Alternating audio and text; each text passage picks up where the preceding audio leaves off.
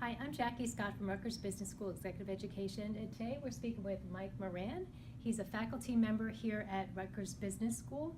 He's also an accomplished author and world-renowned speaker on all things social and social listening. So Mike, first off, it's so wonderful to have you here today. We're working on an open enrollment program today.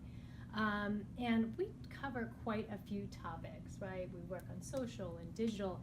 And one of the things that we're getting a lot of inquiries now, we've done some work together on already, is artificial intelligence. Can you tell me why every single company should be doing something right now with artificial intelligence? So I think that as somebody who's worked in these kinds of areas for the last 30 years, starting back when I was in IBM research, I think that the reason it's gotten so exciting now is because computing power and the amount of data that we have is finally something that we can do something with. So everybody's been listening to people talk about big data for the last few years. Sure. Well, the next step after big data is having computing intelligence that can do some analysis of the data and actually take action based on the data.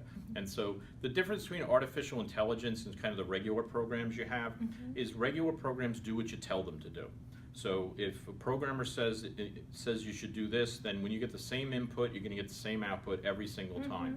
The reason data and artificial intelligence go together is because with artificial intelligence, the program actually learns from the data. The more data you give it, the better a job it does. And so the reason they call it artificial intelligence is because it learns the way people do. If you think about a child, when you have a child, you don't keep telling the child the exact same thing over and over again. You think you do sometimes, but mostly what you're doing is once they learn something and they're doing it, you're trying to figure out what they still need to know, what they're still getting wrong. How they can make decisions on their own. Correct. How they make decisions on their own, how they make better decisions over and over again. And the more experience they get, the more data they get, the better decisions they make. And that's how AI works. And so in marketing, the way AI can kind of substitute for human judgment, and it can also optimize for metrics that you have, because when you give it enough data, it starts to see the patterns of what things work and what things don't, and it can do it faster and cheaper than people can do.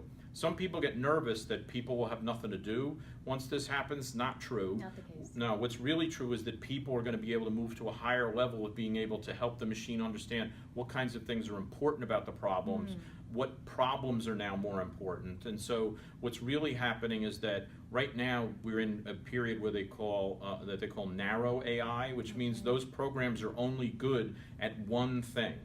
So they're not like intelligent the way people are, where people can go into a range of situations and operate reasonably. Each of these programs can be trained only to do one thing really well. They're very specialized. And so we can work with these specialized programs to get better analysis and make better decisions while we're still operating above and training them and directing them. Wow.